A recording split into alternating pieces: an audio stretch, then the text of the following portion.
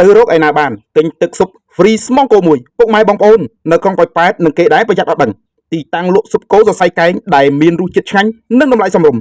មានលុយត្រឹមតែ 5,000 រៀលក៏អាចទិញទឹកស៊ុបយកទៅហូបបានដែរបើសិននិយាយពីរសជាតិគឺឆ្ងាញ់ជាងហាងល្បីៗហាងធំៗមួយចំនួនទៀតផងស៊ុបឆ្ងាញ់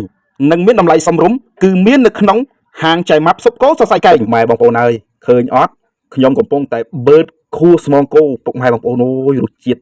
បាទឆ្ងាញ់មែនទែនបាទពុកម៉ែបងប្អូនបើសិនជាយើងជិះមកពីប៉ោយប៉ែតមកដល់ផ្លូវទៅមន្ទីរពេទ្យបង្អែកក្រុងប៉ោយប៉ែតទេណាយើងអត់បត់តាណាទេយើងទៅត្រង់បុកទៅផ្លូវ58ណាហ្នឹងហើយយើងជិះកាត់ទៅដល់ផ្លូវបំបែក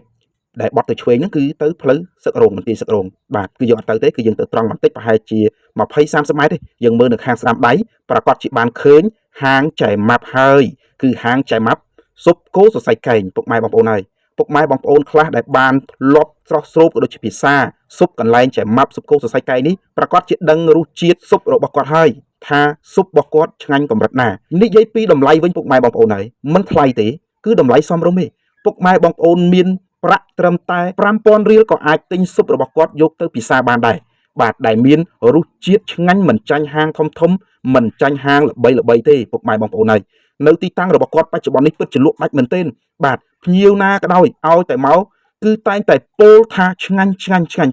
បាទនេះគឺជាសម្ដីពិតពីភ្ញៀវដែលបានចូលទៅពិសាកន្លែងគាត់បាទនិយាយពីតម្លៃវិញគឺថាតម្លៃសមរម្យដែលអាចទទួលយកបានមិនថ្លៃទេពុកម៉ែបងប្អូនហើយអ្វីដែលកាន់តែពិសេសពុកម៉ែបងប្អូនបើសិនជាពុកម៉ែបងប្អូនទិញត្រឹមតែ 10,000 រៀលគឺ free ស្មងគោមួយពុកម៉ែបងប្អូនដឹងទេបាទបើសិនជាពុកម៉ែបងប្អូនទិញខួរគោមួយគឺតម្លៃតែ 10,000 រៀលទេ free ទឹកស៊ុបនិងបន្លែថែមទៀតហ៎បើសិនជាពុកម៉ែបងប្អូនចង់ទិញដាក់មីទឹកស៊ុបហូបនៅកន្លែងទីតាំងផ្ទាល់ក៏បានច្រកយកទៅផ្ទះក៏បាន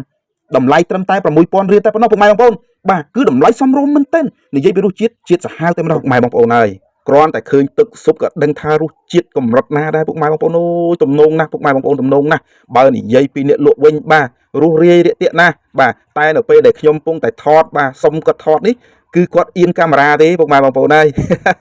បាទប៉ុន្តែมันជាថ្មីអ្វីដែលបាទមានប្រយោជន៍អ្វីដែល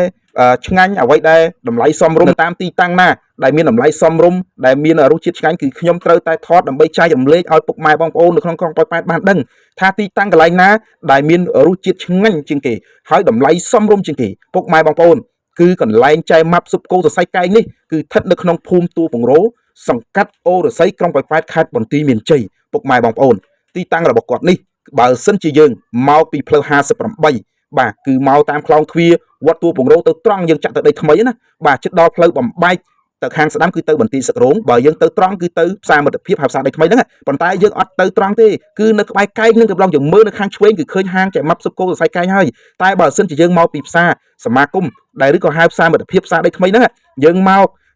កដល់ផ្លូវបំបែកបត់ឆ្វេងគឺទៅបន្ទាយសឹករោងហើយប៉ុន្តែយើងអត់ទៅទេគឺយើងទៅត្រង់បន្តិចតែ20-30-40 ម៉ែត្រទេយើងមើលនៅខាងស្ដាំដៃប្រាកដជាឃើញទីតាំងលក់ស៊ុបគោសរសៃកែងរបស់គាត់ហើយគឺហាងចៃម៉ាប់ពិតជាមានរសជាតិឈ្ងុយឆ្ងាញ់ណាស់ដោយពុកម៉ែបងប្អូនបានឃើញជាក់ស្ដែងអញ្ចឹងដូចនៅក្នុងវីដេអូដែលខ្ញុំបានថតបង្ហាញពុកម៉ែបងប្អូនគឺពិតជាទំនងណាស់ហើយក៏អរគុណចៃម៉ាប់ស៊ុបគោសៃកែងដែរខ្ញុំទិញស៊ុបតែមួយចាននេះគាត់ free ស្មងគោឲ្យខ្ញុំដល់តែ2ឯណោះពុកម៉ែបងប្អូនស៊ុបគោសរសៃកែងរបស់ចៃម៉ាប់នេះពិតជារសជាតិឆ្ងាញ់មែនពុកម៉ែបងប្អូនអាចទៅសាកមើលបានបាទសាកមើលបានគឺរសជាតិឆ្ងាញ់យើងថែមគ្រឿងតែបន្តិចគឺឆ្ងាញ់តែម្ដងពុកម៉ែបងប្អូនយើងមិនបាច់ផ្សំគ្រឿងច្រើនទេដោយសារអីស៊ុបរបស់គាត់គឺមានរសជាតិឆ្ងាញ់រួចទៅហើយបាទគ្រាន់តែយើងដាក់ស្ករដាក់អីបន្តិចបន្តួចថែមតិចទៀតទៅគឺឆ្ងាញ់ហើយពុកម៉ែបងប្អូនហើយបាទគឺខួរស្មងគោនេះគឺឆ្ងាញ់ណាស់មែនបាទនិយាយចេញពីចិត្តតែម្ដងគឺខ្ញុំបឺតអស់ដល់តែ2នោះបាទគឺមិនអោយសល់សូម្បីតែមីនិងទឹកស៊ុបណាពុកម៉ែបងប្អូនគឺខ្ញុំហូបអស់ពីចានតែម្ដងគឺគ្មានសល់ទេបាទទោះបីច្រើនក៏ដោយក៏ខ្ញុំហូបអស់ដែរគឺពិតជាឆ្ងាញ់មែនទេដូច្នេះដឹងកន្លែងឆ្ងាញ់ដឹងកន្លែងដែលមានតម្លៃសមរម្យកុំភ្លេចសៀមអ្នកមួយដើម្បីចែកគ្នាបានដល់តគ្នាផងពុកម៉ែបងប្អូន